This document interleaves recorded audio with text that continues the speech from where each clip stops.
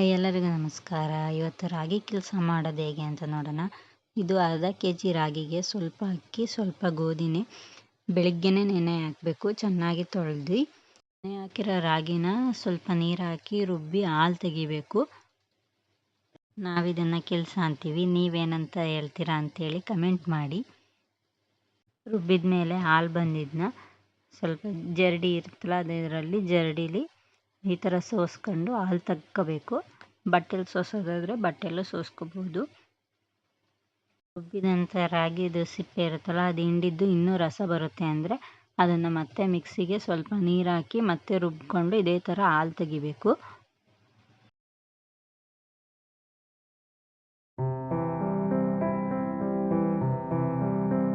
ಅರ್ಧ ಕೆ ಜಿಗೆ 1/4 kg ಬೆಲ್ಲ ಹಾಕಿದ್ದೀವಿ. ಅದಕ್ಕೆ ಒಂದು ಸಣ್ಣ ಚಂಬು ನೀರು ಹಾಕಿದ್ದೀವಿ.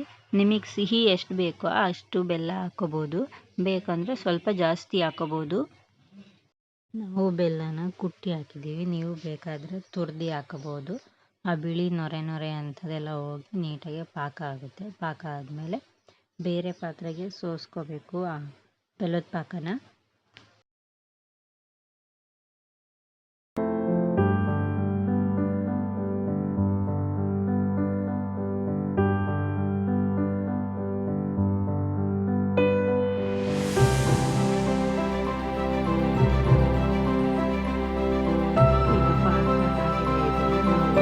ಪಾತ್ರೆಗೆ ಸೋಸ್ತಾ ಇದ್ದೀವಿ, ಯಾಕಂದರೆ ಇದರಲ್ಲಿ ಕಸರು ಏನಾದ್ರು ಇರುತ್ತಲ್ಲ ಅದು ಹೋಗುತ್ತೆ ಅಂತ.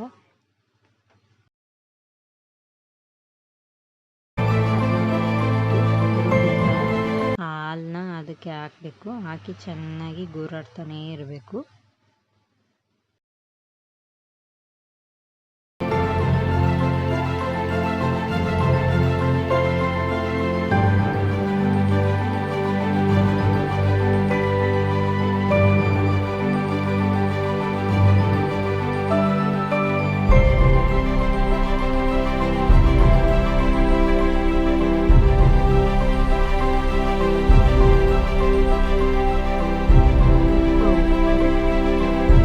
ಮೀಡಿಯಮ್ ಫ್ಲೇಮಲ್ಲೇ ಬೇಯಿಸ್ಬೇಕು ಇದನ್ನ, ಇಲ್ಲಾಂದರೆ ತಳ ಒತ್ತದಂಗೆ ಆಗುತ್ತೆ.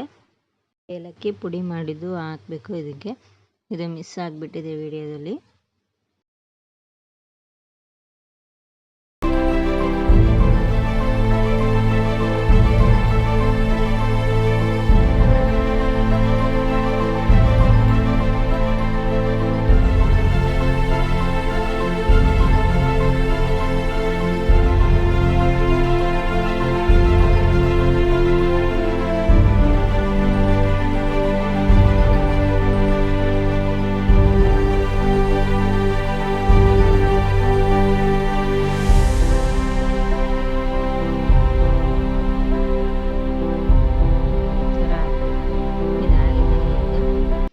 ಒಂದು ತಟ್ಟೆಗೆ ಅಥವಾ ಬಾಣಲಿಗೆ ನಮ್ಗೆ ಯಾವ್ದು ಬೇಕೋ ಅದಕ್ಕೆಲ್ಲ ಈ ಥರ ಹಾಕಿ ಅದಕ್ಕೆ ಗಸಗಸೆ, ಕೊಬ್ಬರಿ ತುರಿ ಹಾಕಿ ಈ ಥರ ನೀಟಾಗಿ ಆ ಕಡೆ ಈ ಕಡೆ ಇದು ಮಾಡಿದ್ರೆ ಆಯಿತು.